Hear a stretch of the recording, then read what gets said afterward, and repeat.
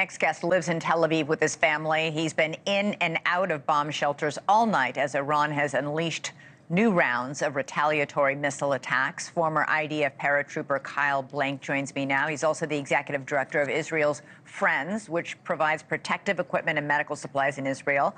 Kyle, great to have you. First of all, how are you and your family doing tonight? I know we've talked to several people who are there. They've been in and out of these shelters for the last 12 hours. Elizabeth, good morning, and thank you for having me here.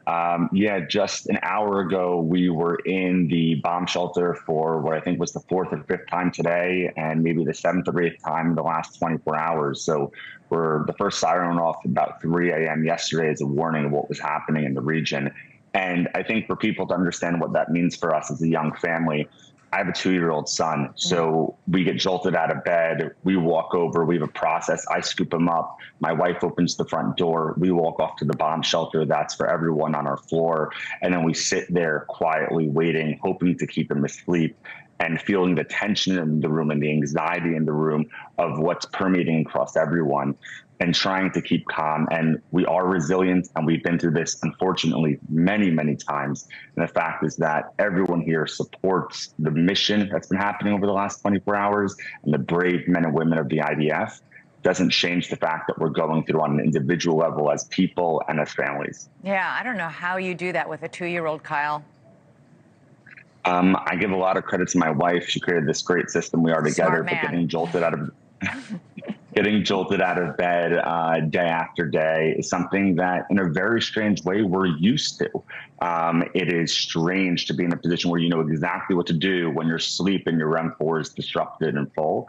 I don't think there's anyone in Israel who's at a REM4 sleep right now, given all the exhaustion and anxiety. And the truth is, people need to understand that this is not a war that we chose. This is something that came upon us from October 7th through now. Iran has been wreaking havoc on the world, and it would be absolutely irresponsible. It was not an option to let the most dangerous regime in the world have the most dangerous weapons in the world, because they would take that to harm not just Israel, but the United States and the entire free world. Yeah, you know, Prime Minister Netanyahu has said this is probably a 14-day operation. Are you ready to go through this for 2 more weeks?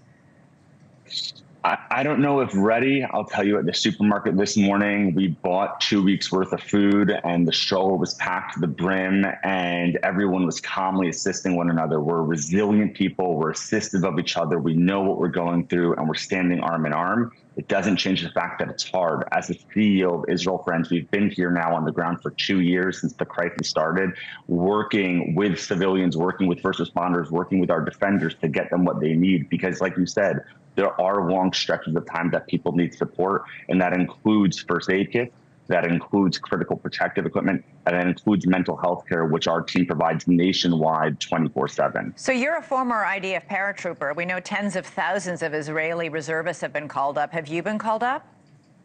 So I've not been called up in this recent exchange for medical reasons. I have an injury for my service in my back, so not available to do that. My brother, my younger brother, has been called up in this time. And all of our friends, all of our family, all of our cousins, they've all been called up, like everyone in this country. And we stand behind them to defend the people of Israel and the people of the entire free world. Israel is the democratic outpost in the Middle East. Where are they going, your family members who have been called up? So many people have been called up to reinforce the borders, as there's an expectation of a wave of rage and violence against Israelis. And what's scary to understand is this expectation is not expected against Israeli soldiers. This wave of rage and violence is expected against Israeli civilians. So every city is under, protection. Right. Every community is under protection. And that's what people need to remember. It's not a war against fighter. Are those terrorists who are trying to take the lives of innocent. As we can see right now behind us, the missiles landing in the middle of Tel Aviv, only about a mile from my home. Kyle Blank, please stay safe. I hope you and your family manage to get through this. Okay. Thank you for joining us.